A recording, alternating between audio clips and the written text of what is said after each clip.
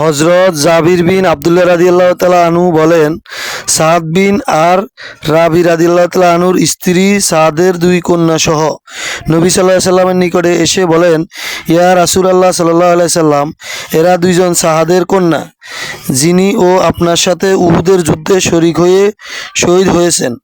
এদের পিতার পরিত্যক্ত সমস্ত মাল এদের চাচা ও দখল করে নিয়েছে।